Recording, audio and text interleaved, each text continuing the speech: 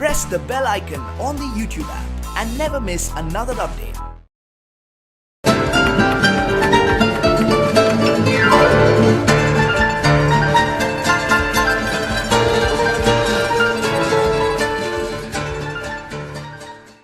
Hi friends, నా పేరు చందు. మీరు చూస్తున్నారు Telugu Text Group. So friends, మనం ఈరోజు MS Excel ట్యూటోరియల్స్లో పార్ట్ 19లో ఉన్నాం.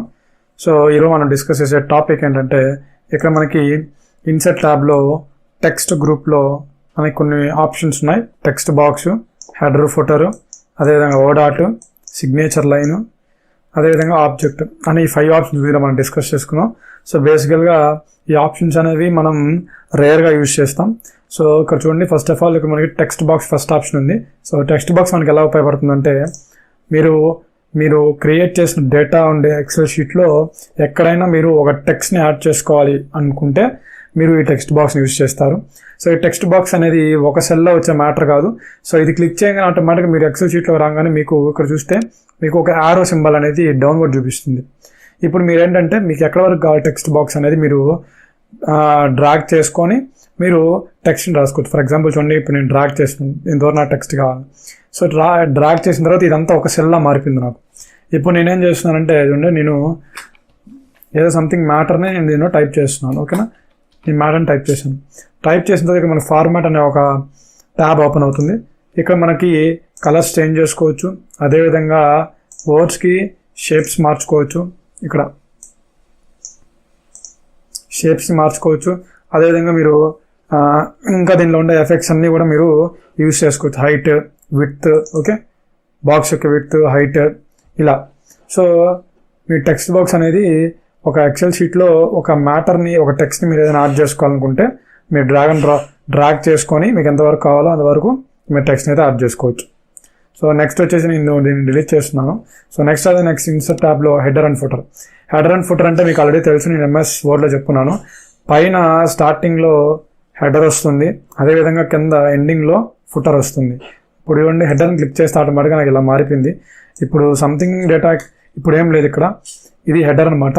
ఈ హెడర్లో ఏదైనా మ్యాటర్ రావాలి అంటే మీరు ఇక్కడ టైప్ చేసుకోవచ్చు. ఇప్పుడు చూడండి, నేను సేమ్ ఇదే మ్యాటర్ నేను టైప్ చేశాను, SA తెలుగు టెక్స్ట్ అని చెప్పేసి. సో నేను ఒక హెడర్ అయితే ఇచ్చేసాను. కొంచెం కిందకు వస్తే మీరు ఇక్కడ ఫుటర్ను కూడా మీరు ఇక్కడ గమనించవచ్చు. ఇక్కడ సో ఇక్కడ ఫుటర్ను కూడా సబ్స్క్రైబ్ అని చెప్పేసి నేను ఇక్కడ రాస్తున్నాను. సబ్స్క్రైబ్, షేర్ అని చెప్పేసి రాశాను. సో ఇది హెడర్ అండ్ ఫుటర్ అవుతుంది. ఇప్పుడు మీరు నెక్స్ట్ సెల్కి వెళ్ళిపోతే ఆటోమేటిక్గా మీరు నెక్స్ట్ పేజెస్లో ఉండే ఇమేజ్లో కూడా ఆటోమేటిక్గా ఈ హెడర్ అండ్ ఫుటర్ అనేది ఆటోమేటిక్గా మారిపోతుంది. సో ఇప్పుడు క్లిక్ చేసి ఈ విధంగా మీరు ఏంటంటే హెడర్ అండ్ ఫుటర్ అనేది సెట్ చేసుకోవచ్చు. ఓకేనా, ఈ విధంగా హెడర్, ఫుటర్ మీ ఎక్సెల్ షీట్లో ఉన్న డేటాకి హెడర్, ఫుటర్ అనేది యాడ్ చేసుకోవచ్చు. దీన్ని మీకు MS వర్డ్లో కూడా చెప్పుకున్నాను, MS ఎక్సెల్లో కూడా ఈ విధంగా ఉంటుంది. ఓకేనా, నేను ఇప్పుడు దాన్ని కూడా తీసేస్తున్నాను. ఇప్పుడు ఇక్కడ చూస్తే మళ్ళీ ఇన్సర్ట్ ట్యాబ్లో ఓడాట్.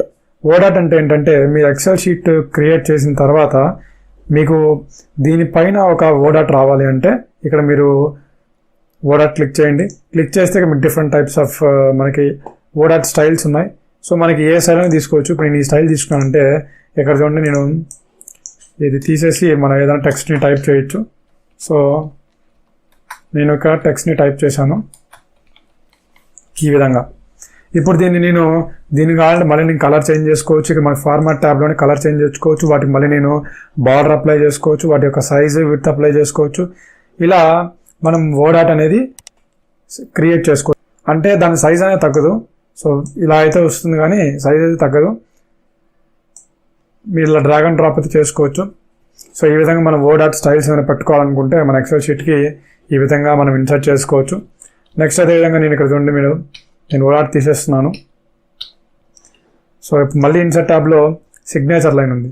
సో ఈ సిగ్నేచర్ లైన్ మనకి ఎలా యూజ్ అవుతుంది అంటే, మనం ఏదన్నా ఒక ఎక్స్టర్నల్ సైన్, మన ఆల్రెడీ స్కాన్డ్ కాపీ ఏదన్నా ఉంటే అది ఇన్సర్ట్ చేసుకునేదానికి. అదేవిధంగా ఇప్పుడు మామూలుగా మనం ఏదైనా వర్డ్ డాక్యుమెంట్ కానీ ఎక్సెల్ డాక్యుమెంట్ కానీ క్రియేట్ చేసినప్పుడు కింద సైన్ ఎవరైనా చేయాలి, ఈ అఫీషియల్ సైన్ ఏదైనా మనం ఎక్సెల్ షీట్స్ అయినా క్రియేట్ చేసినప్పుడు ఏదన్నా సైన్స్ ఏదైనా అఫీషియల్స్ చేయాలనుకుంటే మనం సిగ్నేచర్ లైన్ క్రియేట్ చేయొచ్చు.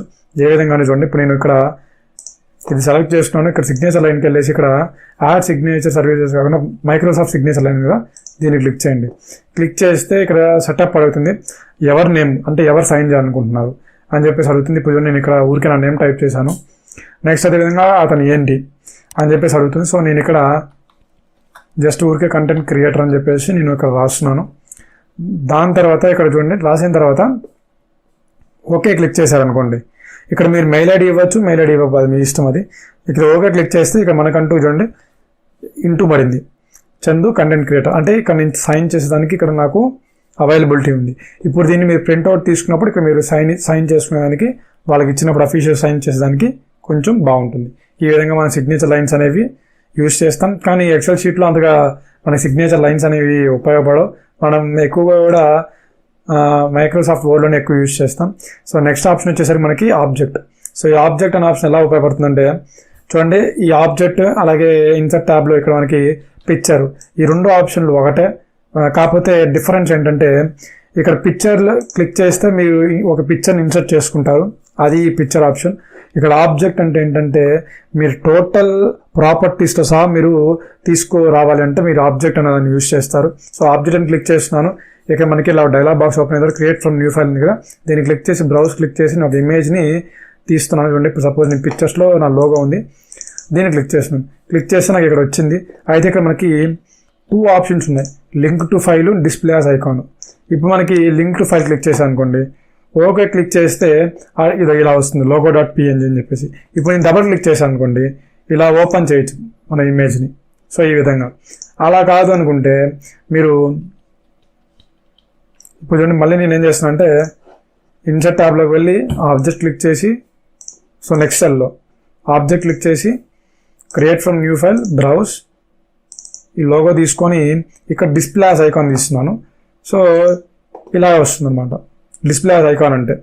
ఓకేనా, అంటే ఎక్స్ప్లోర్గా యూజ్ చేసుకొని మనకి ఇలా వస్తుంది. సో దీన్ని క్లిక్ చేస్తే ఆటోమేటిక్గా ఇక్కడ కూడా సేమ్ అలాగే మనకి లోగో అయితే ఓపెన్ అవుతుంది. సో ఈ విధంగా. సో టోటల్గా ఇదిగా ఇప్పుడు మన టాపిక్ అయితే మనకి ఇన్సర్ట్ ట్యాబ్లో ఉండే 5 ఆప్షన్స్ గురించి. సో మీకు ఏదైనా డౌట్స్ ఉంటే ఇంకా నాకు కింద కమెంట్ సెక్షన్లో కమెంట్ చేయండి. అలాగే ఈ వీడియో నచ్చుతుంది అనుకుంటున్నాను, నచ్చితే లైక్ చేయండి. మీ ఫ్రెండ్స్ అండ్ ఫ్యామిలీ మెంబర్స్కి ఖచ్చితంగా ఈ వీడియోని షేర్ చేయండి. మళ్ళీ మంచి వీడియోతో మళ్ళీ మీ ముందుంటాను. అంతవరకు thank you. Have a nice day.